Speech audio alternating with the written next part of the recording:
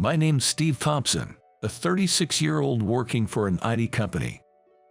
I'm working here, but technically I'm a contract employee. After serving as a systems engineer at a major IT company, I decided to start my own business, and I'm now training under a boss I greatly admire. The current CEO of the company, Morgan Smith, is 6 years younger than me at 30. She started her own business with her friends while she was still in college.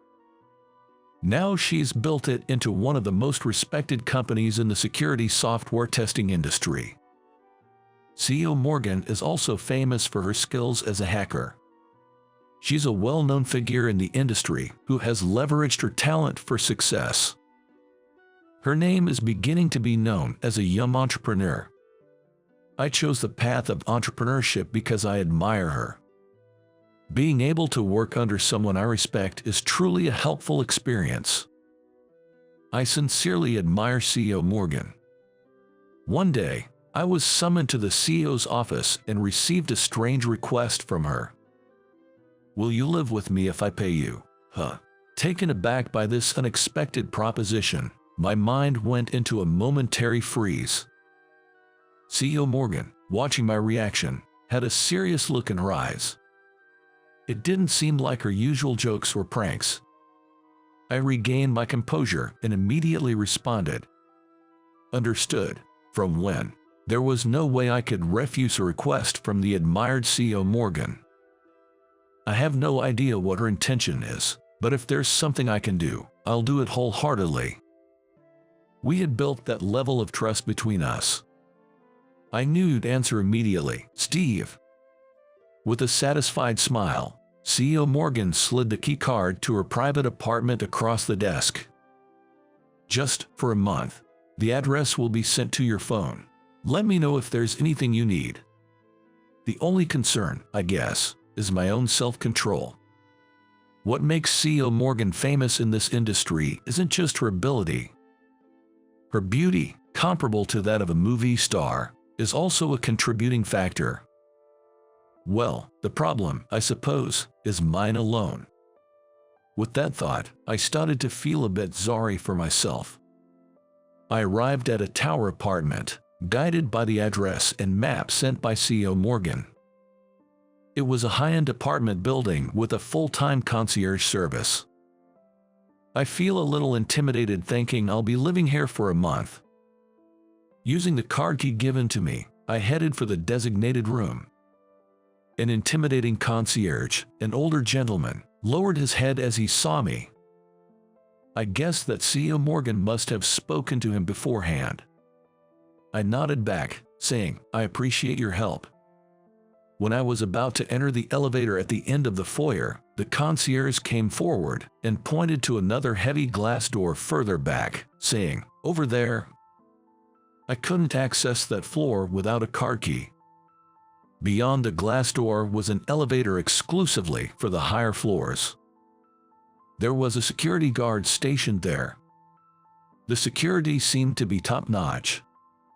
When I held the card key to the sensor, I didn't have to specify the destination myself. The elevator door opened with a ding to a high-rise floor.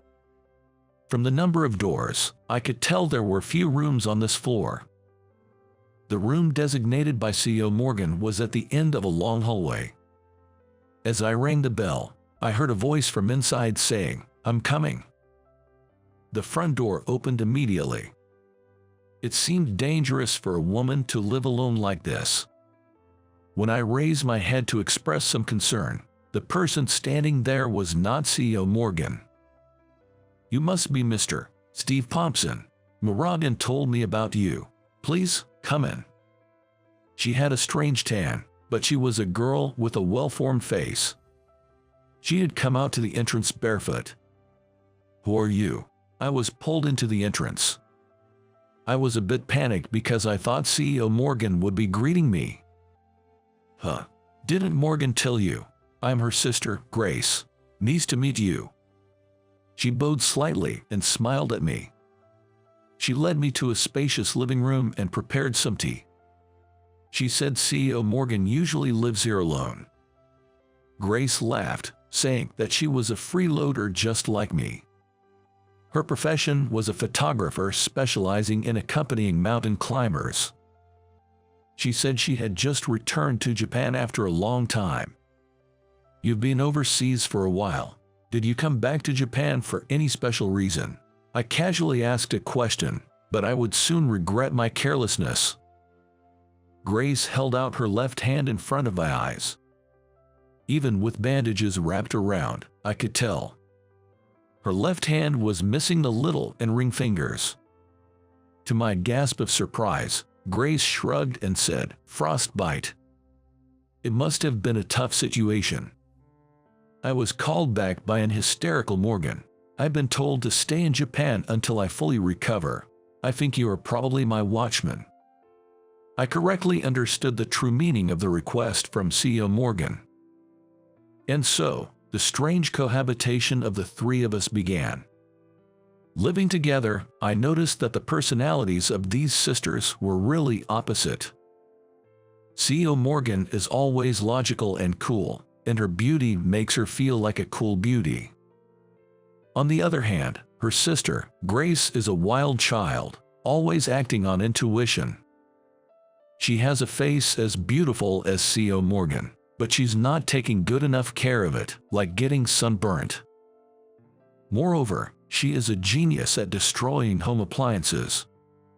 It's so much that I think it's not just a talent. It's hard to believe she's the sister of CEO Morgan, who is at the top of the IT industry. "Steve, the water isn't coming out." "Why?" Today she was struggling in front of the water dispenser. "Grace, all you have to do is switch this. Then hot water comes out. It's cute when it's just this level." The other day, for whatever reason, she had water flowing backward and flooded the floor. My computer was also broken in the incident. CEO Morgan compensated me right away, but I remember my mind going blank for a moment. CEO Morgan often came home late, and naturally, Grace and I spent a lot of time alone. I taught Grace how to use the computer, and in return, Grace told me a lot of stories about the mountains. Looking at the photos Grace took, I started to look forward to hearing about her high-altitude climbing. Working in what's called the death zone. After realizing that it was a life-threatening job, I began to feel respect for Grace. Grace started to call me her computer teacher, and she was fond of me. "Grace, can I continue looking at yesterday's photos?"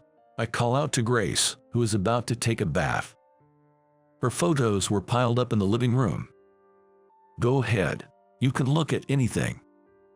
I heard Grace's lively reply from the dressing room. After hearing her reply, I reached out for the pile of photos.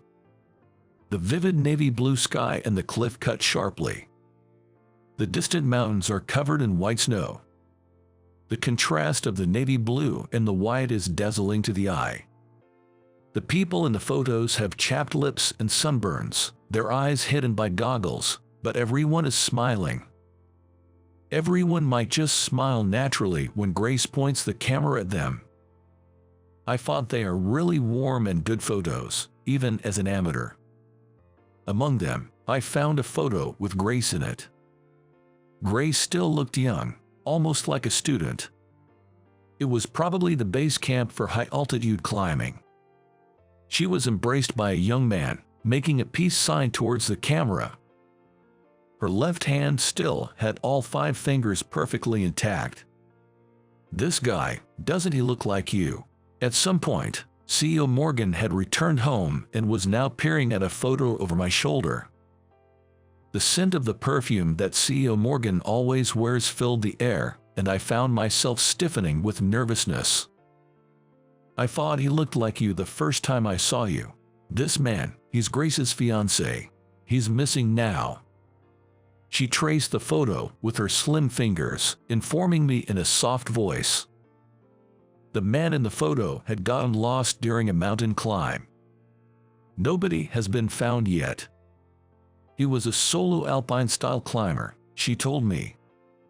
It's a climbing style that involves quick ascension with light gear, not heavy. It expresses more towards climbing, making it a tougher challenge compared to traditional high-altitude mountaineering. In one winter, he went into the mountains and never came back. From the bathroom, I could hear Grace's humming. I had no idea she had such a sad history.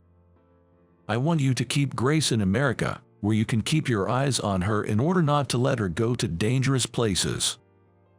C.O. Morgan's voice was serious. Is it because I look like Grace's fiancé? Upon my query, C.O. Morgan nodded with a sorry expression.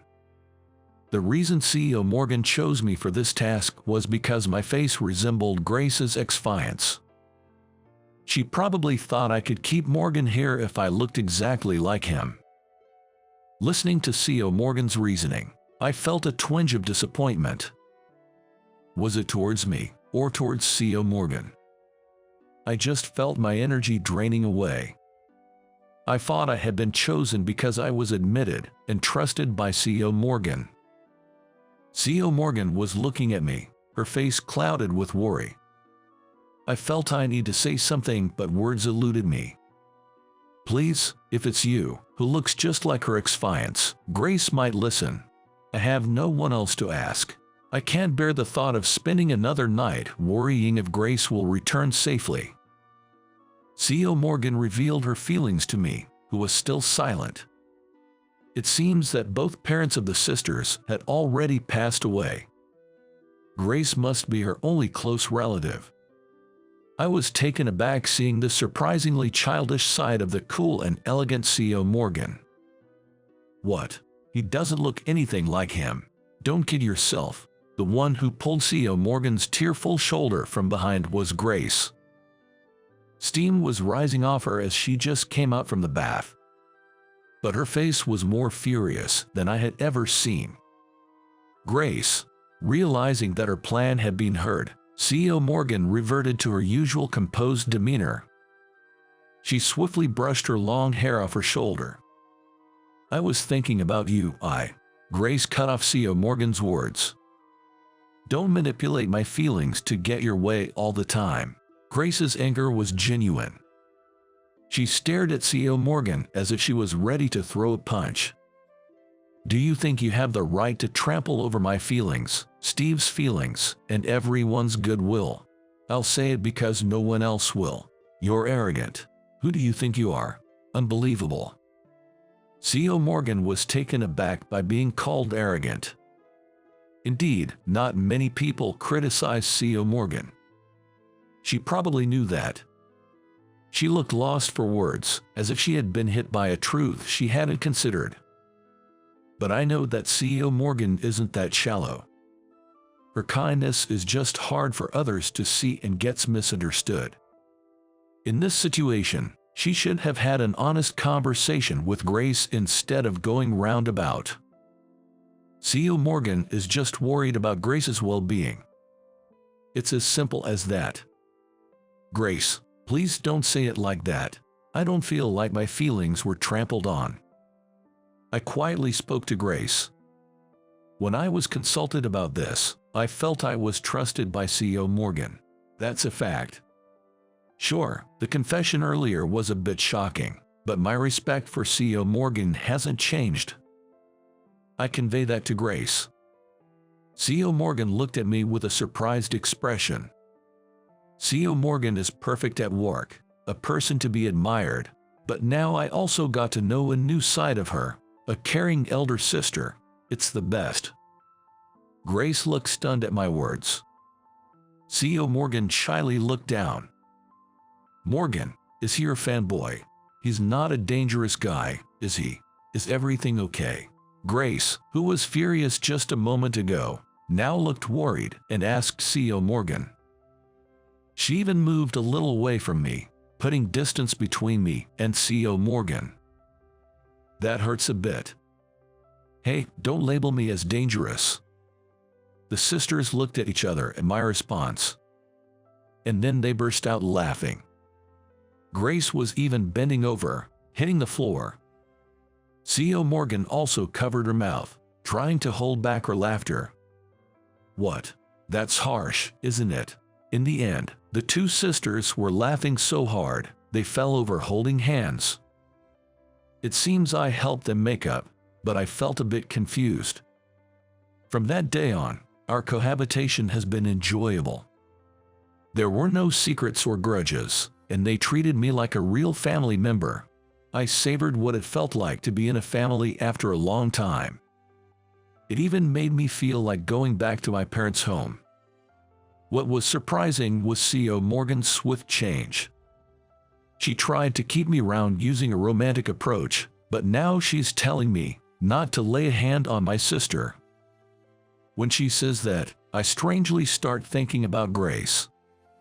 Not too long ago, I wouldn't have felt anything even if we were alone, but recently, I feel a bit embarrassed and it's troublesome. Tonight, CEO Morgan is out on a business trip. I pulled up in my room after watching a movie in the living room with Grace. I think about an hour had passed. It seems that drinking beer was a mistake, as I had to crawl out of bed to go to the bathroom. The corridor was already dark, with the lights turned off. A light leaked out a little from Grace's room next door. It seemed that Grace was still awake. Listening carefully, I could hear an unfamiliar sound coming from Grace's room. Unable to suppress my curiosity, I peered in through the gap in the door to determine the source of the sound. As soon as I unwittingly raised my voice, I made eye contact with Grace, who was in the room. I thought it was dangerous, but it was too late. What I saw was Grace alone in the room, polishing an axe. Moreover, a faint smile was on her lips. Although I was waiting for her to scold me right away, there was no sign of the door opening. Unable to bear it, I confessed. "I'm sorry. I was just curious because I heard a strange noise." Through the door, I can sense Grace trying to suppress her laughter. The next moment, the door opened with a click, and Grace appeared, wielding the axe with goggles on.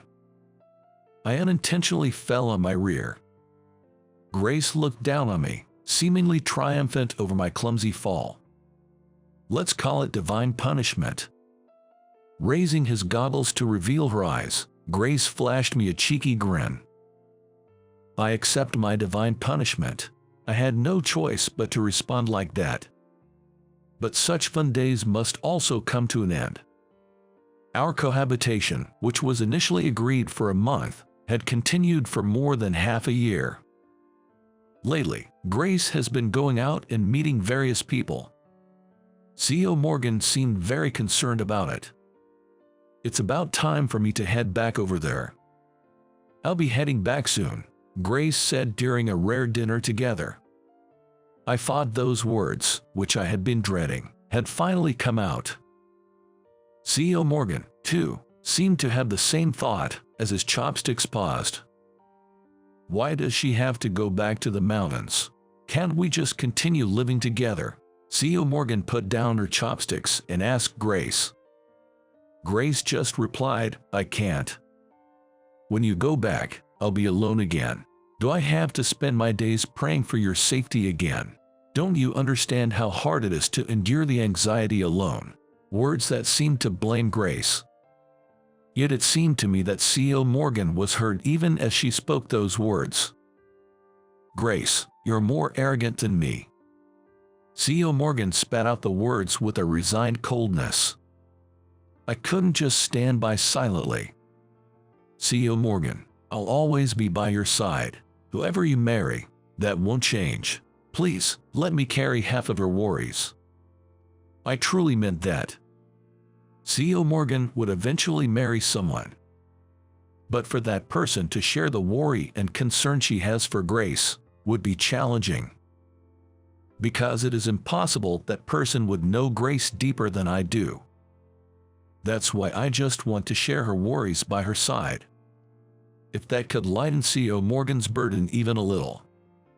CEO Morgan was looking at me with surprise. It was far from her usual cool and beautiful demeanor at work. Because you're here, Morgan, I always think I'll make it back alive. So please, wait here for me. Grace reached out and gently grabbed C.O. Morgan's hand. C.O. Morgan looked down and replied in a small voice, "Okay." That was enough. I was seeing the bond of the Smith sisters right before my eyes. And just like that, Grace left a few days later.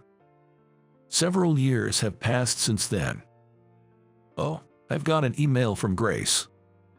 I'm still living in that apartment with soon-to-be my wife, Morgan. As I peered at the laptop in front of Morgan, I saw an email from Grace. It was a message saying that she wouldn't be able to attend our wedding ceremony. Apparently, the weather had been bad and the summit attack was significantly delayed. She wrote in the email that she still couldn't climb the high-altitude base camp and that it would be impossible to descend and return home. When I opened the attached file, a picture of Grace making a peace sign with a tan face against the backdrop of a snowy mountain and blue sky appeared. Grace really loves being in the mountains. I imagine that she must often be exposed to harsh nature, but Grace is always smiling in the pictures she sends. Indeed, my late father used to say that Grace has a talent for climbing. He preferred Grace over me. Morgan said, forcing a smile. It was the first time I'd heard such a story.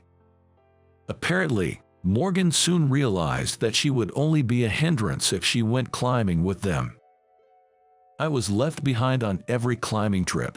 Each time, I desperately sought my own talent, and that's led to who I am now. It might have been a painful childhood memory. For a moment, Morgan gazed off into the distance. There was another talent sleeping within her. I can't help but be impressed by the strength of Morgan, who believed in that and kept searching. If you don't give up, things will work out, Morgan said, shrugging off her past with a casual laugh. I nodded strongly.